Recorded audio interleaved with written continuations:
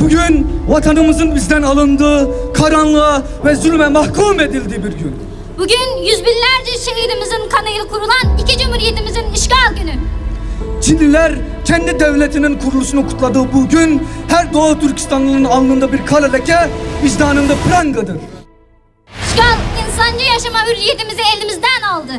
İşgal bizi en trajik, en iğrenç suçun kurbanı olmaya zorluyor ve tıpkı bizi yok etmeye çalıştıkları gibi vatanımızı hafızalarımızdan silmeye çalışıyor. Komünist Çin topraklarımızın işgal edildiğini, bağımsız bir devlet olduğumuzu bize unutturmaya çalışıyor.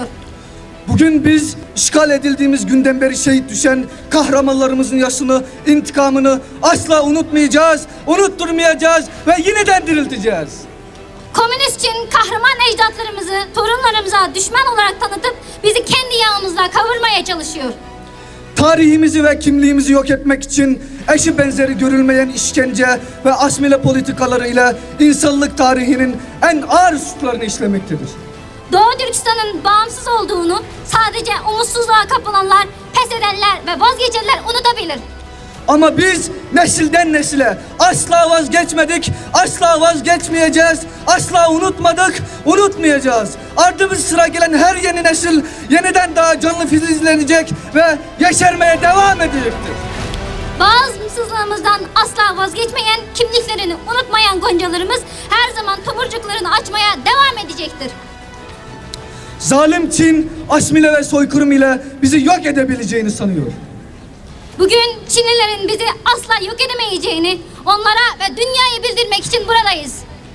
Milletimiz bağımsızlık meşalesini nesilden nesile taşıyan Baki Damullam, Abdülhamid Damullam, Abdülhakim Mahsum Acım, Kirem Karım, Zeydin Yusuf, Amine Hanım, Muhlis Hanım gibi kahramanlarımızı unutmayacaktır.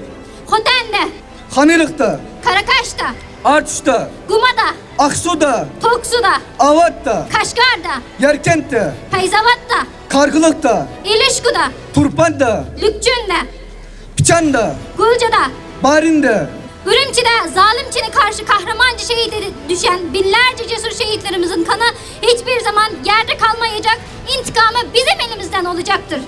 İntikamımızı almadan, dökülen kanlarımızın hesabını sormadan asla durmayacağız, asla feshetmeyeceğiz. Asırlar boyu Türk medeniyetinin beşiği olmuş, İslam şiarıyla hüküm sürmüş, minarelerden ezan sesleri hiç dinmemiş, ecdat mirası cennet vatanımızı asla ve asla vahşi içine bırakmayacağız. Çin ne kadar güçlü olursa olsun onlara karşı mücadelemiz sonuna kadar devam edecek. Ay yıldızlı gök bayrağımız bağımsız Doğu Türkistan semalarında tekrardan dalgalanacak. Tanrı dağlarında Allahu Ekber nidaları yankılanacaktır. Milletimizi hapsederek, evlatlarımızı asimile ederek bizi yok edebileceğini düşünen gafillere diyoruz ki Andolsun ki biz geliyoruz. bütün kin ve nefretlerimizle geliyoruz. Şehitlerimizin intikamını almaya, arşı titreten sabi çocuklarımızın gözyaşlarını dindirmeye geliyoruz. La galibe illallah ayeti kerimesine inanan müminler olarak Düşmanlarımızdan cennet vatanımız Doğu Türkistan'ı almaya geliyoruz.